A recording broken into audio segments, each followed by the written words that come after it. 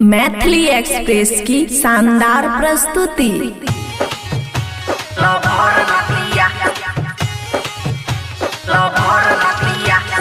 DJ Manish Raxaul.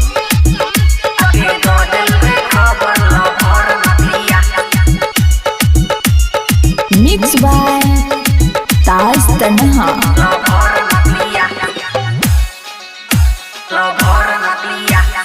खुशी recording studio Baluaha. Hello बिया है तोहर बड़ी साज बाज गे तब किया लागो तोर सैया नाराज गे। हेलो बिया है तोहर बड़ी साज बाज गे तब किया लागो तोर सैया नाराज गे। सूत गले अलगे बिछा के तकिया, सूत गले अलगे बिछा के तकिया। आके दो दिल के आके दो दिल के खबर लो भर नतिया साला कह दिल के नहीं हर के हर बतिया। हेलो बिया है तोहर बड़ी साज बाज गे तब किया लागो तोर सैया नाराज गे। हेलो बिया है तोहर बड़ी साज बाज गे तब किया लागो तोर सैया नाराज गे। सूत गले अलगे बिछा के तकिया, सूत गले अलगे बिछा के तकिया। आके दो दिल के आके दो दिल के खबर लो भर नतिया साला कह दिल के नहीं हर के हर बतिया। बुझली खुशी रिकॉर्डिंग स्टूडियो बलुआहा।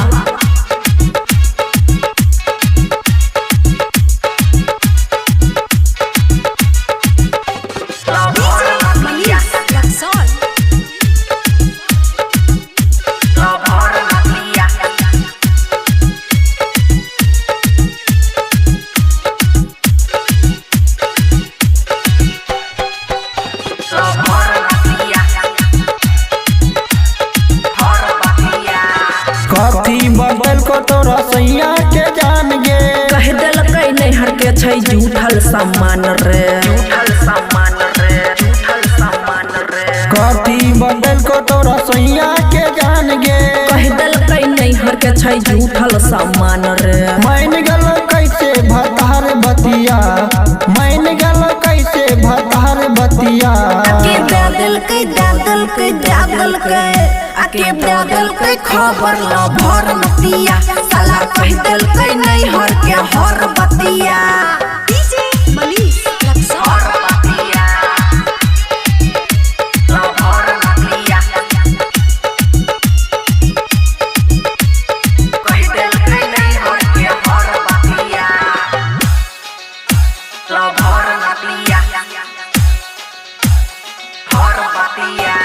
कोना सहल को तोहर सैया सवाल गे। मारलक गुस्सा मुँह हो गेलै लाल रे।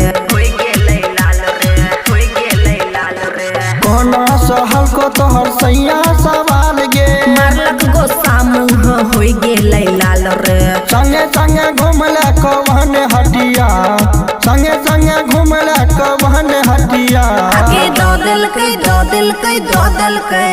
आके दो दिल के खबर लो भर नतिया साला कह दिल के नहीं हर के हर बतिया।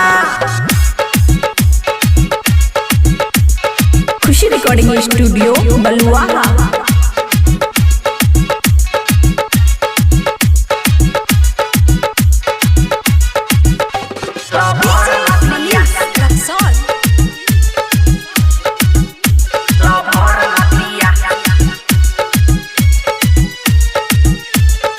मिक्स बाय ताज तन्हा।